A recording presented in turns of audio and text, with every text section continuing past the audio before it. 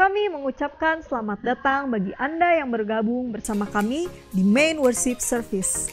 Kami sangat menghargai kesediaan Anda di dalam mengikuti ibadah online kami ini. Kami percaya ibadah online ini akan menjadi berkat bukan hanya bagi Anda, tetapi juga orang lain. Anda dapat membagikan link ibadah online ini kepada teman atau kerabat Anda, agar mereka dapat mengalami berkat dan jamahan Tuhan. Selain itu, bagi Anda yang memerlukan dukungan doa, silakan Anda mengirimkan beban doa Anda ke nomor 0811 841 765 melalui WA. Ikutilah ibadah kenaikan Tuhan Yesus dengan tema Jangan Gelisah yang akan menyegarkan kerohanian Anda.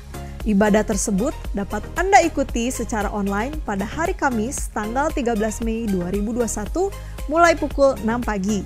Ibadah online minggu depan tetap dapat Anda ikuti mulai hari Sabtu tanggal 15 Mei pukul 5 sore. Pastikan Anda juga mengikuti ibadah doa pagi setiap hari Sabtu pukul 5.30 secara live streaming melalui YouTube channel Doa Fajar Pengharapan.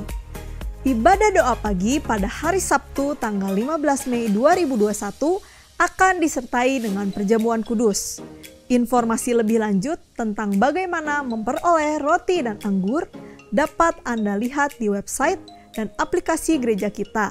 Atau Anda dapat menghubungi nomor 0811 896 876 melalui WA. Selain itu, Anda juga tetap dapat mengikuti doa malam setiap hari Senin pukul 7 dan doa kontemplatif setiap hari Rabu mulai pukul 10 pagi.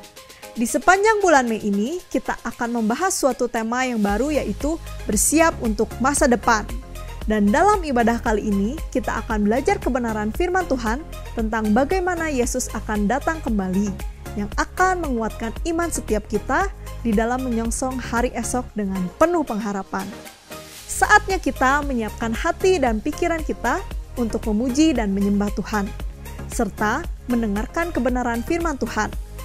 Mari kita mengikuti ibadah ini dengan sungguh-sungguh, sehingga ibadah kita berkenan dan menyenangkan hati Tuhan.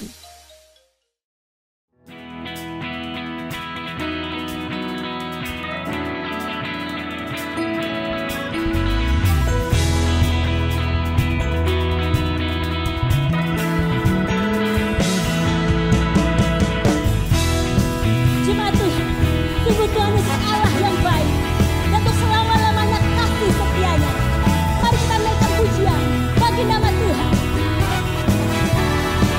Katakan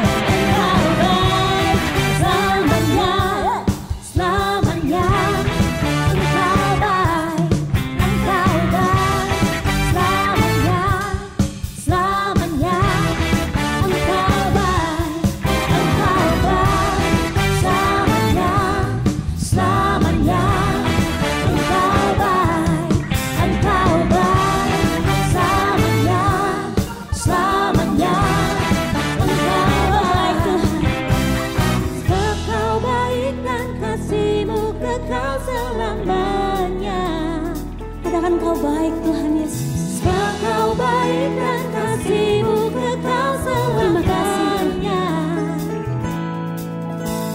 Segala suku, kaum dan bahasa, generasi ke generasi ku sembah Kau. Oh haleluya, haleluya, ku sembah Kau, Allah Tuhan. Ku sembah Kau. Haleluya, haleluya, ku sembah Kau, Allah Tuhan, Allah Tuhan, Allah Tuhan. Cuma Kau satu-satunya Tuhan, Allah Tuhan. Kau baik Tuhan, Engkau baik. Beri sorak-sorai bagi nama Tuhan Yesus. Engkau baik Tuhan. Terima kasih Tuhan Yesus. Terima kasih untuk kebaikan-Mu dalam hidup kami Tuhan. Hanya Kaulah satu-satunya harapan kami Tuhan. Dan kami menyembah-Mu Tuhan Yesus.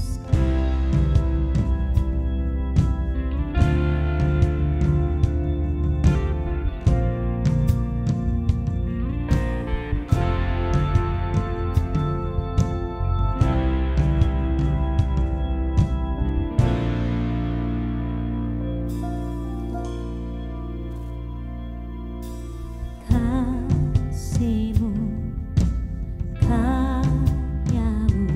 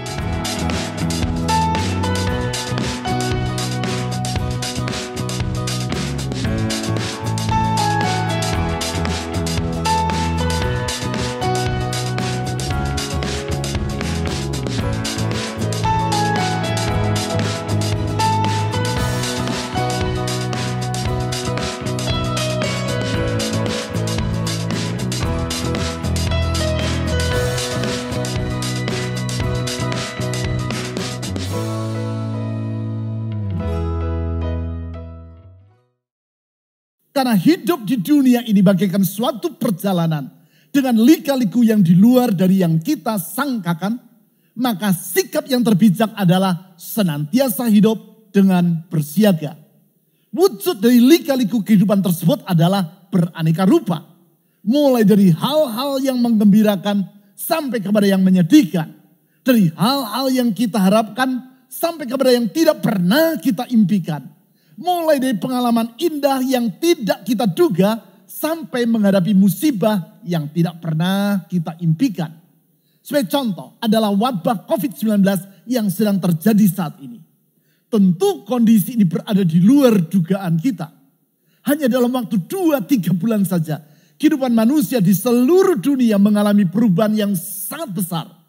Mulai dari cara orang bekerja, bergaul, berpergian, meluangkan waktunya, dan masih banyak hal lainnya langsung berubah. Termasuk di dalamnya yaitu cara orang beribadah juga tidak bisa sama lagi. Kondisi ini tidak pernah dibayangkan orang sebelumnya. Di sini pentingnya untuk hidup dengan bersiaga. Sehingga ketika terjadi hal-hal yang di luar yang kita sangkakan, minimal secara mental kita sudah siap untuk menghadapinya.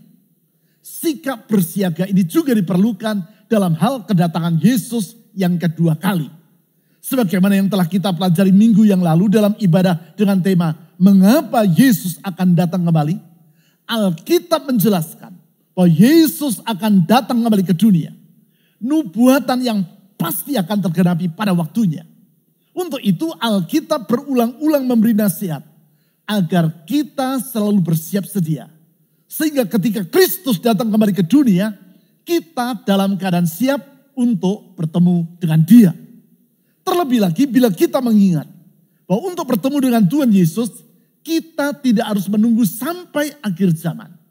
Di setiap waktu yang Tuhan tetapkan, dapat saja Ia memandang bahwa masa kehidupan kita di dunia sudah cukup. Di saat itu, suka tidak suka, mau tidak mau, dan siap ataupun tidak siap, kita harus meninggalkan dunia ini dan menghadap kepadanya pada jadwal yang telah Tuhan tentukan. Yaitu jadwal bagi orang-orang yang percaya dan bagi mereka yang tidak percaya kepadanya. Sementara saya menyiapkan uraian firman Tuhan ini saja, 2 orang yang saya kenal secara pribadi telah dipanggil Tuhan. Di dalam masa kehidupannya, mereka berdua terlibat aktif dalam pelayanan. Namun kalau Tuhan memandang bahwa masa pengabdian mereka kepadanya di dunia ini sudah cukup, dan mahkota kehidupan bagi mereka telah tersedia, maka walaupun kita berharap bahwa mereka masih terus bersama dengan kita, tetap ketentuan Tuhan yang terbaiklah yang akan berlaku.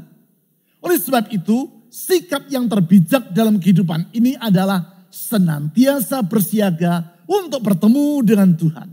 Termasuk bersiap untuk berjumpa dengan Dia pada hari kedatangannya yang kedua kali nanti. Untuk itu, kita perlu mengenal apa yang diajarkan dalam Alkitab tentang bagaimana Tuhan akan datang kembali. Ada banyak hal yang Yesus sendiri ajarkan maupun yang dinubuatkan dalam Alkitab tentang hal tersebut.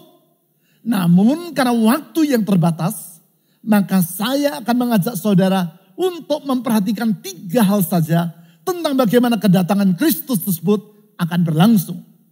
Untuk itu kita perlu memperhatikan apa yang diucapkan oleh malaikat Tuhan kepada para murid Kristus ketika Yesus naik ke surga.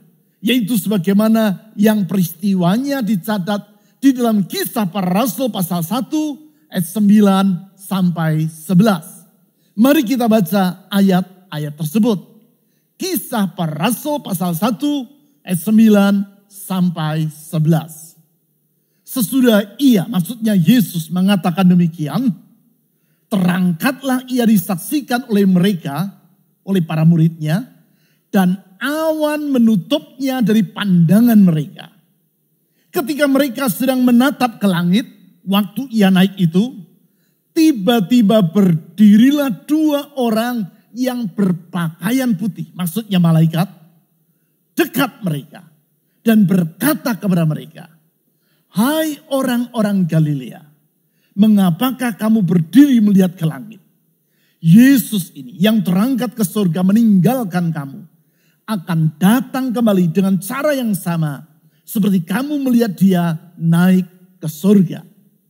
Perkataan malaikat kepada para murid Yesus di ayat 11 ini perlu mendapat perhatian kita. Di situ dicatat malaikat berkata bahwa Yesus akan datang kembali dengan cara yang sama seperti kamu melihat dia naik ke surga. Berarti dengan menelaah bagaimana cara Yesus telah naik ke surga, kita akan mengetahui bagaimana cara dirinya akan datang kembali ke dunia nanti. Kenaikannya ke surga yang akan kita rayakan dalam ibadah pada hari Kamis 13 Mei yang akan datang. Ibadah dengan tema Jangan Gelisah yang dapat saudara ikuti secara online mulai pukul 6 pagi. Saya menganjurkan saudara untuk mengajak orang lain yang belum pernah mengikuti ibadah kita untuk mengikuti ibadah tersebut. Ibadah yang saya yakin akan meneguhkan iman saudara dan membuka pintu berkat bagi hidupmu. Kembali kepada perkataan malaikat Tuhan tadi, yaitu bahwa Yesus akan datang kembali dengan cara yang sama seperti kamu melihat dia naik ke surga. Sehingga apabila semisalnya pada waktu itu, para murid Yesus membawa kamera video dan mereka merekam peristiwa kenaikannya ke surga tersebut. Lalu sekarang rekaman itu kita putar secara terbalik, maka kita akan memperoleh gambaran tentang bagaimana Yesus akan datang kembali ke dunia nanti. Yaitu dengan cara yang sama, namun dalam skala yang jauh lebih besar daripada kenaikannya ke surga. Tentang hal ini, ada 3 hal penting yang perlu kita perhatikan. Yaitu, yang pertama, Yesus akan datang kembali secara terbuka atau secara publik. Sama seperti kenaikannya ke surga yang tidak terjadi secara tersembunyi, namun secara terbuka dan disaksikan oleh orang lain. Demikianlah kedatangannya ke dunia yang kedua kali nanti. Hanya saja apabila kenaikannya ke surga, menurut catatan Kisah Para Rasul pasal 1 ayat 12 sampai 13, disaksikan hanya oleh para muridnya, yaitu para rasulnya, maka kedatangannya kedua kali nanti akan disaksikan oleh semua manusia di dunia. Hal tersebut Yesus utarakan kepada para muridnya ketika ia mengajar mereka secara khusus di Bukit Zaitun menjelang ia akan ditangkap, diadili secara tidak adil, dianiaya dan disalibkan sampai mati. Dalam Matius pasal 24 dan pasal 25 dicatat saat itu Yesus menjawab pertanyaan para muridnya tentang bila manakah keruntuhan kota Yerusalem akan terjadi, serta apakah tanda dari kedatangannya kembali dan tanda dari kesudahan dunia. Di dalam Matius pasal 24 ayat 27 dan ayat 30 ditulis, ia berkata sebagai berikut. Matius pasal 24 ayat 27 dan 30. Sebab sama seperti kilat memancar dari sebelah timur dan melontarkan cahayanya sampai ke barat, demikian pula lah kelak kedatangan Anak Manusia. Ayat 30. Pada waktu itu akan tampak tanda Anak Manusia di langit. Dan semua bangsa di bumi akan meratap. Dan mereka akan melihat Anak Manusia itu datang di atas awan-awan di langit. Dengan segala kekuasaan dan kemuliaannya. Perlu diperhatikan bahwa yang dimaksudkan oleh Yesus sebagai Anak Manusia di dalam ayat-ayat ini adalah dirinya sendiri. Ia menyebut dirinya sebagai Anak Manusia antara lain untuk menyatakan bahwa dialah Sang Mesias yang dilihat oleh Daniel di dalam penglihatan dan dicatat dalam Daniel pasal 7 ayat 13 sampai 14. Hal ini sudah saya jelaskan di dalam ibadah main worship service atau ibadah untuk jemaat umum minggu yang lalu. Yesus berkata bahwa kedatangannya ke dunia nanti akan seperti kilat yang memancar dari sebelah timur dan melontarkan cahayanya sampai ke barat. Artinya peristiwa tersebut tidak terjadi secara tersembunyi, namun bersifat terbuka sehingga akan dilihat oleh semua orang. Hal ini ia pertegas di ayat 30 dengan berkata bahwa waktu itu akan tampak tanda Anak Manusia di langit dan semua bangsa di bumi akan meratap dan mereka akan melihat Anak Manusia itu. Sebagaimana peristiwa kenaikan Yesus ke surga telah terjadi secara harafiah dan disaksikan secara kasat mata oleh para muridnya, demikianlah peristiwa kedatangannya kembali akan berlangsung secara kasat mata dan harafiah. Pemahaman ini penting untuk kita ketahui. Sehingga apabila ada orang yang berkata bahwa Yesus telah datang kembali ke dunia, maka kita secara langsung dapat mengetahui bahwa pernyataan yang bersangkutan adalah tidak benar. Tentang hal itu, di dalam Matius pasal 24 ayat 23 sampai 26, Yesus telah memperingatkan para muridnya, yaitu dengan berkata, pada waktu itu, jika orang berkata kepada kamu, lihat Mesias ada di sini, atau Mesias ada di sana, jangan kamu percaya. Sebab Mesias-Mesias palsu dan nabi-nabi palsu akan muncul. Dan mereka akan mengadakan tanda-tanda yang dahsyat dan mujizat-mujizat. Sehingga sekiranya mungkin mereka menyesatkan orang-orang pilihan juga. Ayat 25. Camkanlah. Artinya perhatikan dengan sungguh-sungguh. Aku sudah mengatakannya terlebih dahulu kepadamu. Jadi apabila orang berkata kepadamu, lihat, ia ada di padang gurun, janganlah kamu pergi ke situ. Atau lihat, ia ada di dalam bilik, janganlah kamu percaya. Di ayat-ayat ini Yesus mengingatkan para muridnya dan kita semua yang hidup di masa kini, yaitu kalau ada orang berkata, Mesias ada di sini atau di sana, janganlah kita percaya. Janganlah kita membiarkan diri kita tertipu oleh kata-kata mereka. Seperti yang Yesus telah katakan di ayat 27 tadi.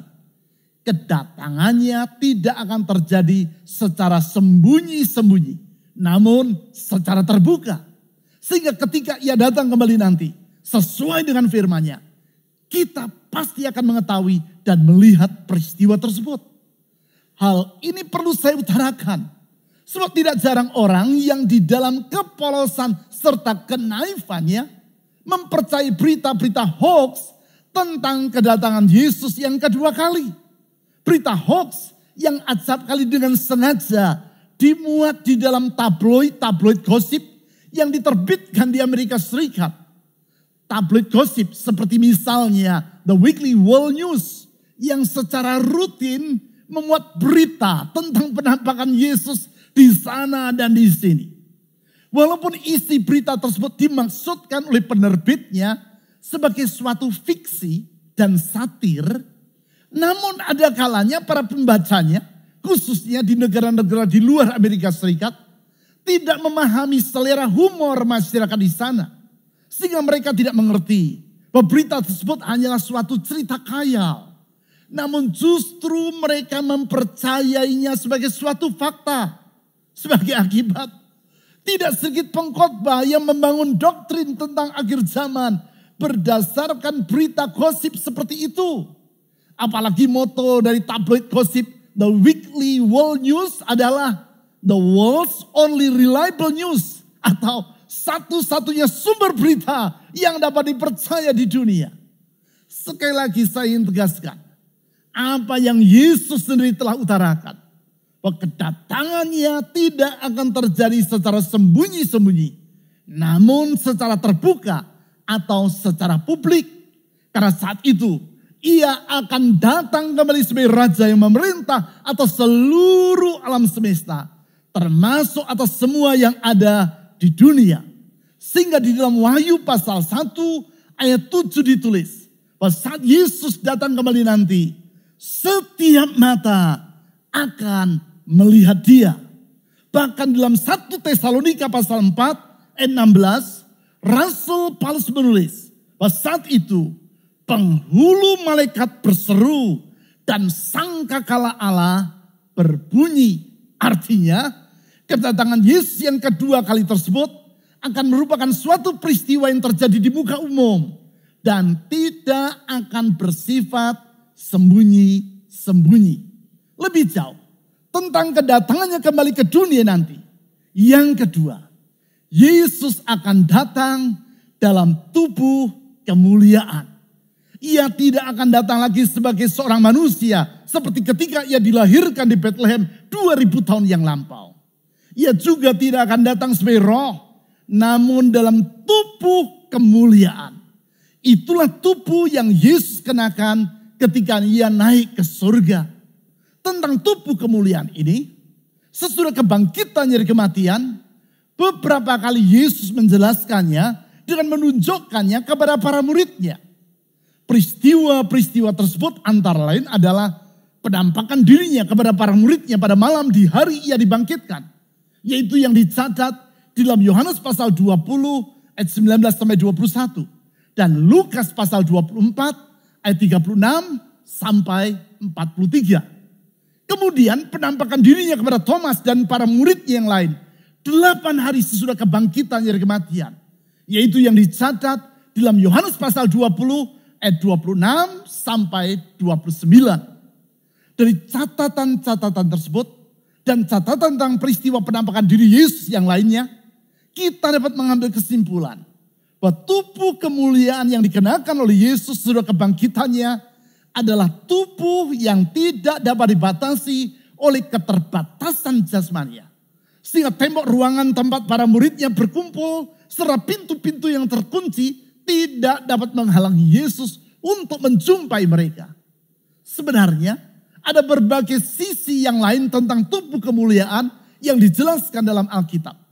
Namun karena keterbatasan waktu, dalam kesempatan ini kita tidak membahasnya lebih jauh.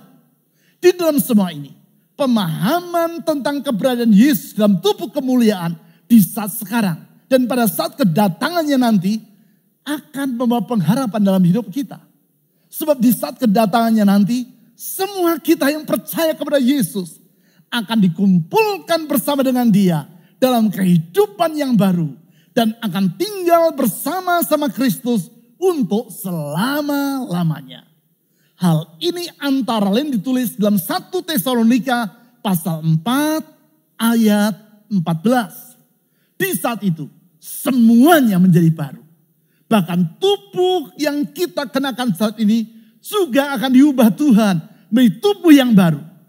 Tubuh yang menurut Filipi pasal 3 ayat 21 diubah menjadi serupa dengan tubuh Kristus yang mulia.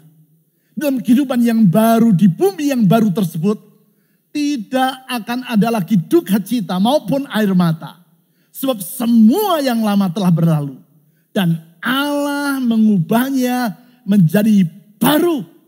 Kalau saudara mempercayai janji Tuhan tentang masa depan yang indah ini, tulislah pernyataan imanmu di dalam kolom komen dari YouTube channel yang sedang saudara ikuti ini. Tulislah kalimat, Tuhan Yesus akan mengubah semuanya menjadi baru.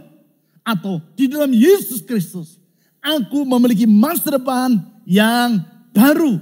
Atau kalimat lain yang dapat saudara susun sendiri. Dengan menulis seperti demikian, saudara meneguhkan imanmu sendiri maupun iman orang lain yang membacanya. Bukankah janji pembaharuan ini merupakan janji yang menggembirakan?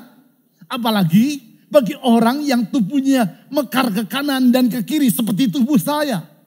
Di saat itu tubuh kita yang ringkih, yang dapat diserang oleh penyakit serta berbagai kelemahan ini akan diubah menjadi tubuh yang mulia. Seperti yang ditulis dalam 1 Korintus pasal 15 ayat 35 sampai 57. Pada waktu kedatangan Yesus yang kedua kali tersebut, tubuh kita yang dapat binasa ini akan diubah menjadi tubuh yang tidak dapat binasa. Hal ini mengingatkan saya kepada lagu yang sangat lama yang suka dinyanyikan oleh ayah saya. Lagu yang menggambarkan kehidupan di balik kehidupan kita di masa sekarang. Kalau kita hidup bersama dengan Yesus. Lagu yang berjudul We Will Never Grow Old. Di mana kita tidak akan bertambah usia. Never grow old, never grow old. In a land where we never grow old. Never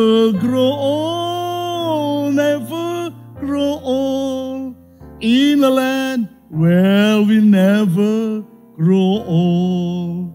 Di negeri di mana usia kita tidak akan bertambah. Mungkin saudara bertanya, kalau usia tidak bertambah jadi usia kita saat itu berapa? Ya kira-kira 30-an seperti usia saya sekarang ini.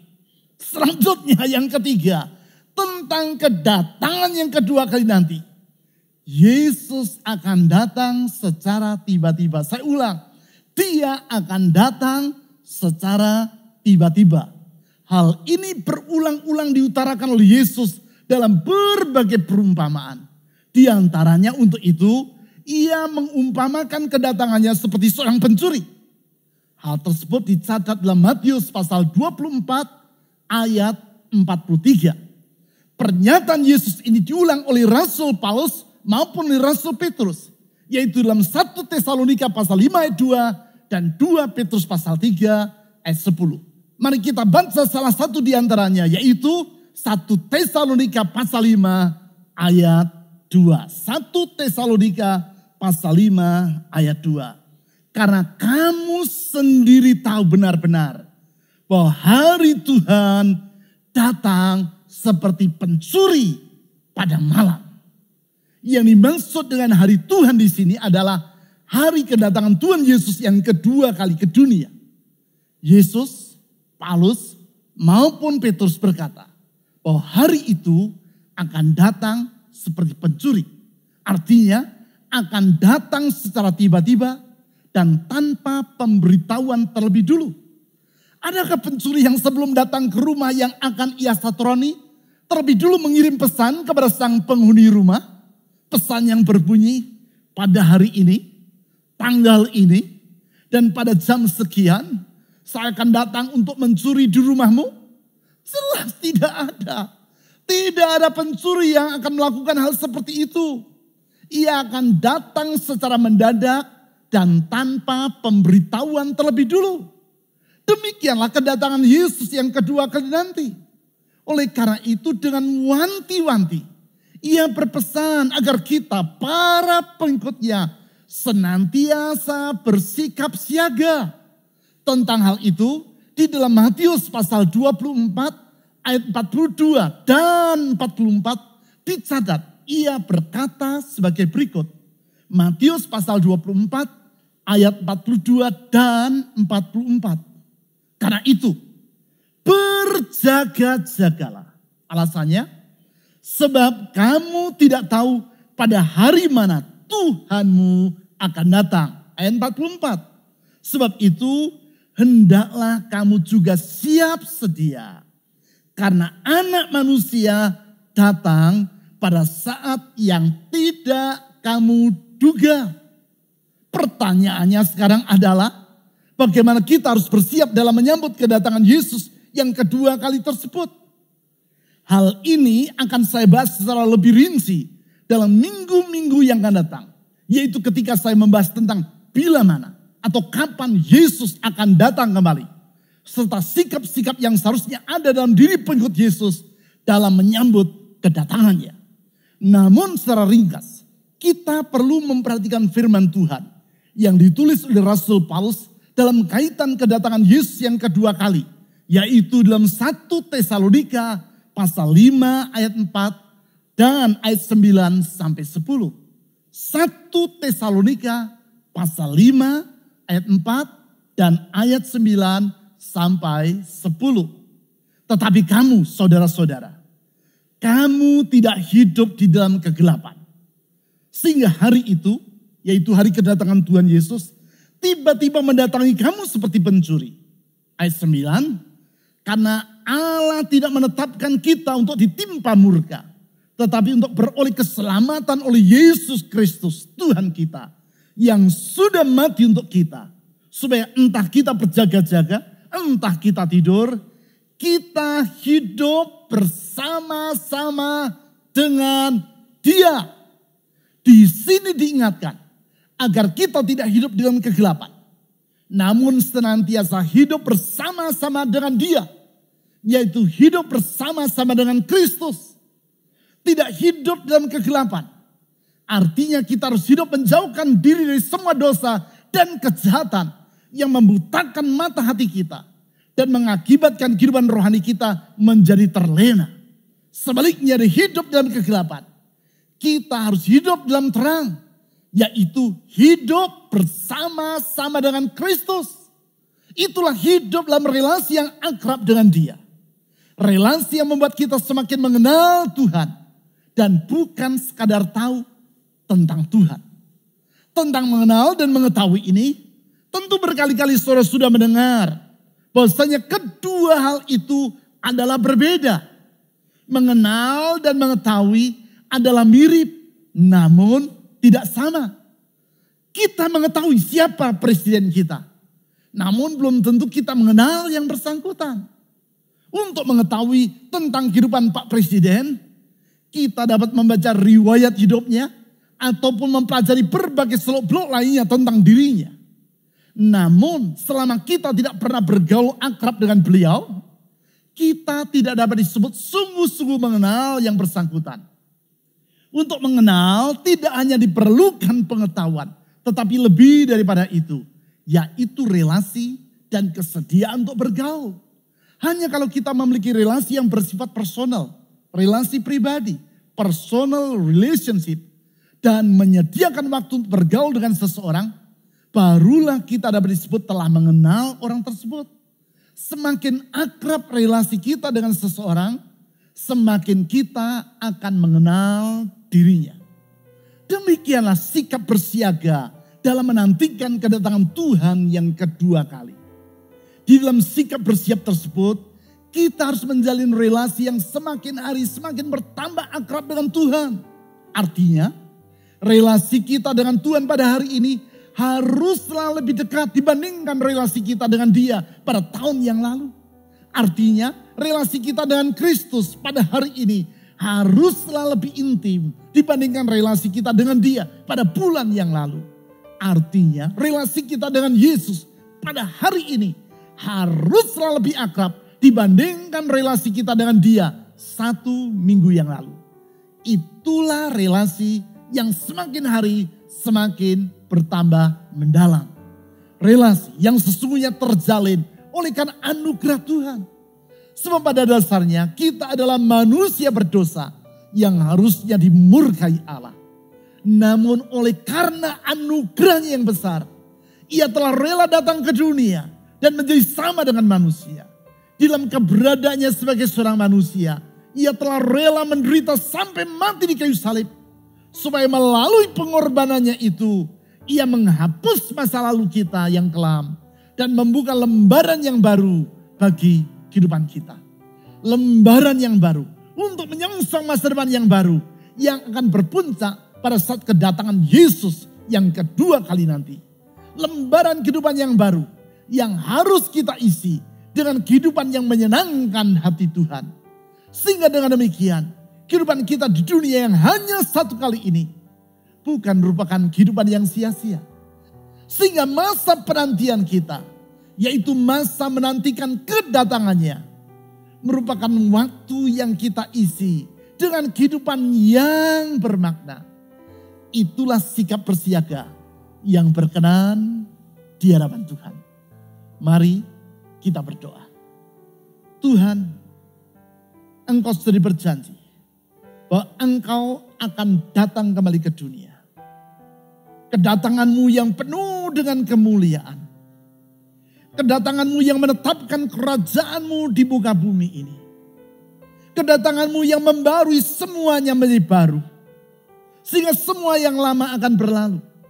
Ratap tangis, duka cita, perkabungan akan berakhir. Dan Engkau menjadikannya baru karena Engkau hadir.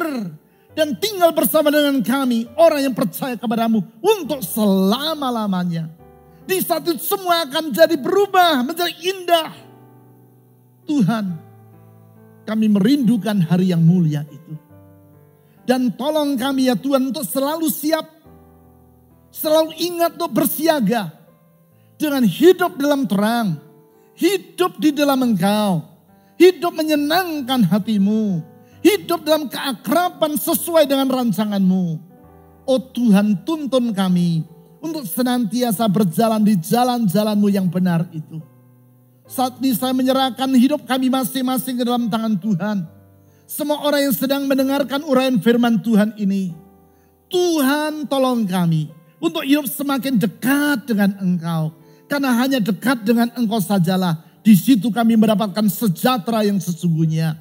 Hanya dekat dengan Engkau kami dapat menatap hari esok tanpa gentar, tapi dengan penuh pengharapan. Karena kami tahu pengharapan kepada-Mu ya Tuhan Yesus tidak akan pernah mengecewakan.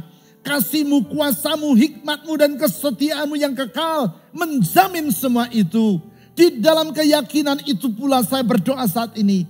Untuk setiap orang yang hidup dalam pergumulan, hidup dalam persoalan, ulurkan tangan kasih-Mu, ulurkan tangan kuasa-Mu, membuka jalan di saat tiada jalan. Ulurkan tangan-Mu yang memulihkan, ulurkan tangan-Mu yang membaharui, ulurkan tangan-Mu yang mengangkat kami dan meneguhkan hidup kami. Ulurkan tangan mujizat-Mu itu ya Tuhan, menyembuhkan rumah tangga, menyembuhkan ekonomi, menyembuhkan usaha dari anak-anak-Mu, bahkan menyembuhkan kesehatan jasmani mereka.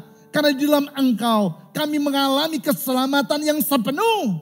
Oh Tuhan Yesus, saya menyerahkan semua doa dan permohonan dari anak-anak-Mu kepada-Mu dengan memegang janji-Mu bahwa di dalam Engkau ada jawaban yang pasti, yaitu dalam nama Yesus Kristus, Tuhan dan Juru Selamat yang hidup. Amin.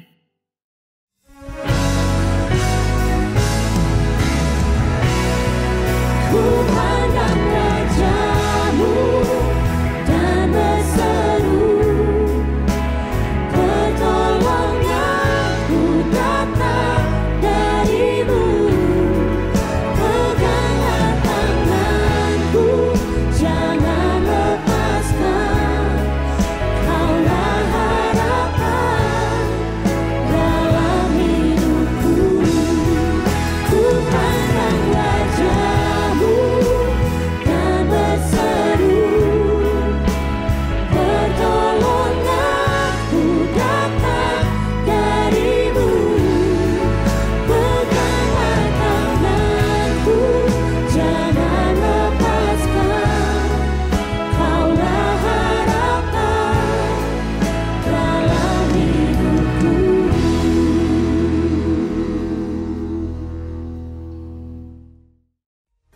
Serahkanlah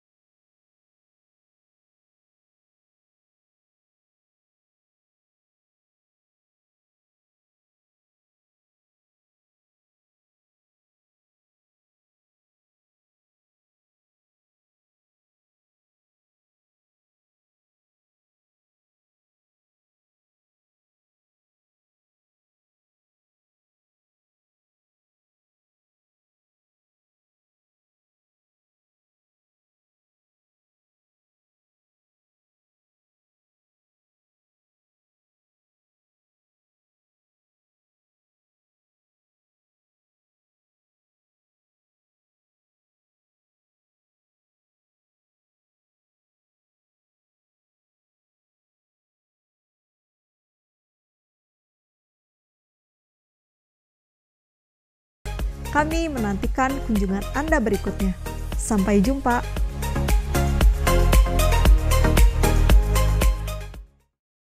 Mari kita berdoa menutup ibadah kita saat ini. Tuhan, kami bersyukur untuk firman-Mu yang sudah sangat memberkati kehidupan kami. Engkaulah Tuhan yang memberikan pengharapan yang baru bagi kami, memberikan masa depan yang cerah di dalam hidup kami.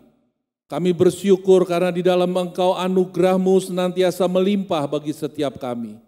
Engkaulah Alfa dan Omega, yang awal dan yang akhir.